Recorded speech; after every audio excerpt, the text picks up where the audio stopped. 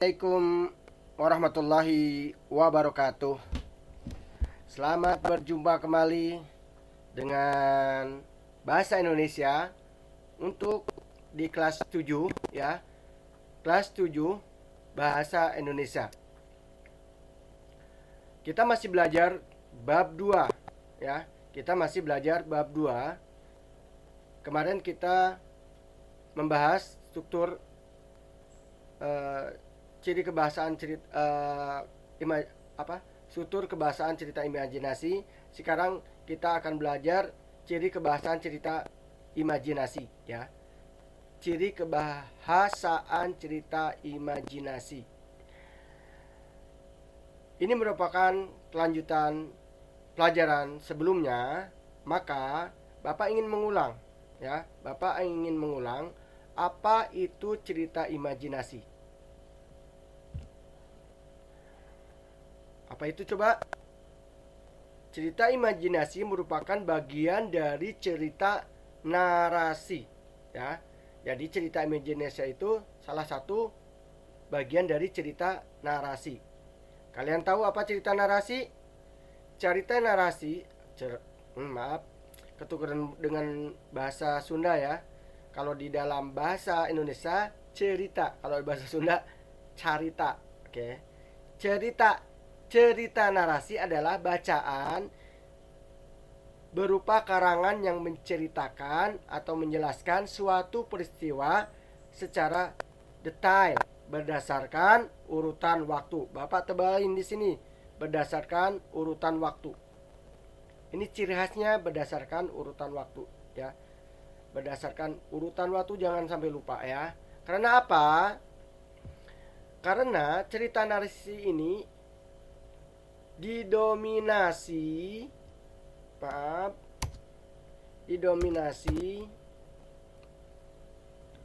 oleh urutan waktu ya, atau kronologi. Jadi dominannya di cerita itu ada urutan waktunya, pasti ada ya. Dominan itu berarti dia kuat di urutan waktunya ya. Biasanya untuk menunjukkan urutan waktu tersebut akan ada konjungsi atau kata penghubung. Nah, jadi salah satu bahasa yang dipakai dalam cerita imajinasi itu adalah adanya kata penghubung atau konjungsi.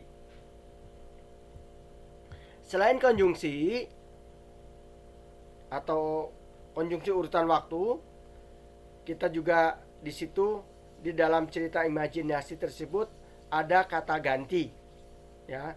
Ada juga kalimat langsung dan tidak langsung.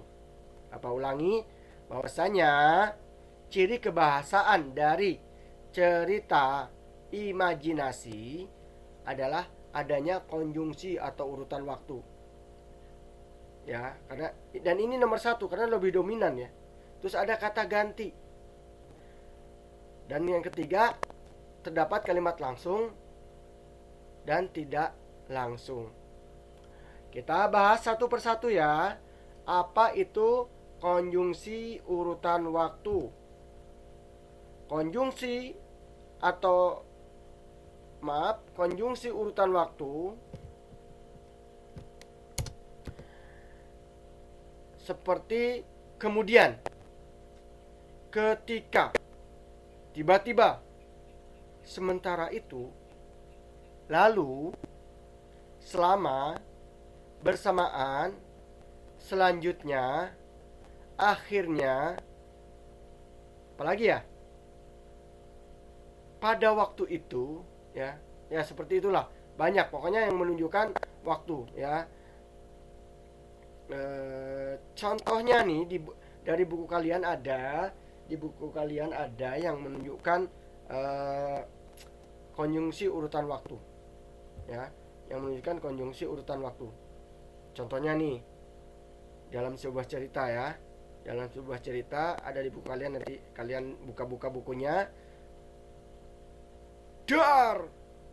Bunyi geledek mengeram seperti singa yang mengaum kelaparan.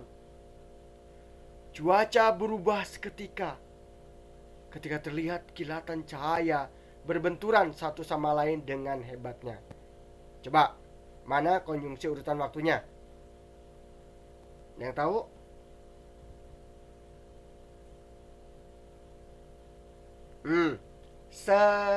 Seketika. Nah, seketika itu adalah konjungsi urutan waktunya. Itu ya contohnya ya. Kalian bisa menemukan konjungsi urutan waktunya di tempat-tempat lain ya. Ini cuaca berubah seketika. Itu seketika itu merupakan konjungsi urutan waktu. Itu salah satu contohnya aja ya. Mungkin ada kemudian, tadi apa, tiba-tiba, akhirnya ya. Itu menunjukkan konjungsi urutan waktu. Konjungsi itu sambungan ya, sambungan urutan waktu yang menunjukkan urutan waktu. Kemudian kata ganti. Tadi kan setelah konjungsi urutan waktu ada kata ganti. Baik kata ganti orang ataupun kata ganti penanya. Bahkan ada kata ganti penunjuk. Ya. Ada kata ganti orang, kata ganti penanya, kata ganti penunjuk, ya. Contohnya, kalau dalam bahasa Inggris kan kata ganti orang tuh she, he, ya, our, kayak gitu ya. Nah, dalam bahasa Indonesia juga ada ternyata kata ganti itu ya, kata ganti orang. Oke, Bapak baca dulu nih contohnya ya. Maaf, ceritanya, cuplikan dari sebuah ceritanya. Lihat itu, ucap seorang anak berperawakan krempeng yang bernama Jozu Hikari. Orang-orang hanya ternganga mendengarku berteriak dengan keras di kerumunan warga. Apa yang kau lihat? Kata seorang kakek mencoba memberi simpati. Tadi aku melihat sebuah bayangan keluar dari kilatan guntur yang mendatangi lubang itu, balasnya. Nah, itu tadi cuplikan teks dari sebuah cerita imajinasi ya. Kita akan membahas ya, kita akan membahasnya. Apa itu kata ganti ya, kata ganti. Ada kata ganti penunjuk. Lihat itu. Nah, di situ ada itu penunjuk. Lihat ini. Itu, ini, itu berarti kata-kata penunjuk yang menunjukkan gitu ya. Di sini. Ya, gitu ya. Di situ itu berarti kata ganti penunjuk. Kemudian kita bahas kata ganti penanya. Apa yang kau lihat? Apa? Yang kaunya di ini dulu. Tapi apa? Kamu tahu kan penanya, kalimat tanya itu ya. Apa? Siapa? Di mana? Nah, itu termasuk kata ganti penanya. Kemudian kata ganti orang ya. Kata ganti orang berarti menggantikan orang, yaitu menggantikan nama seseorang ya.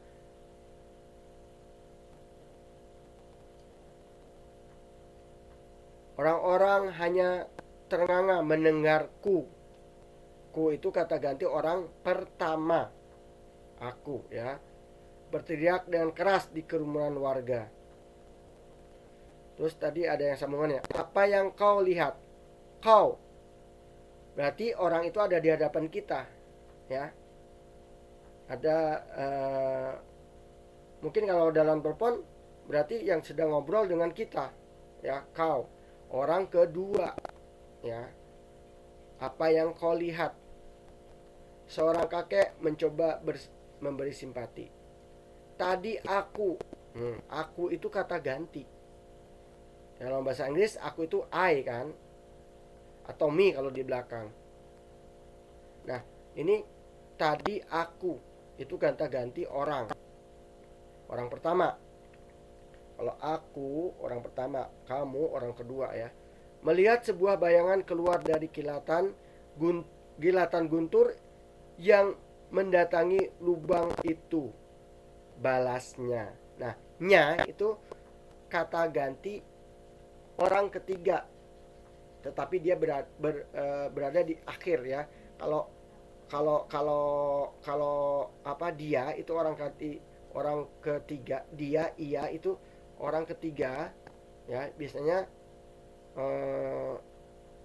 kalau nya itu orang ketiga juga, cuman dia di belakang atau di apa, menjadi akhiran dari sebuah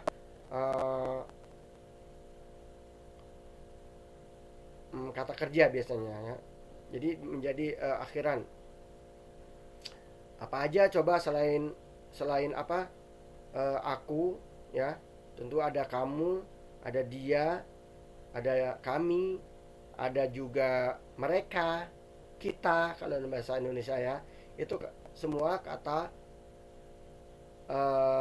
ganti orang.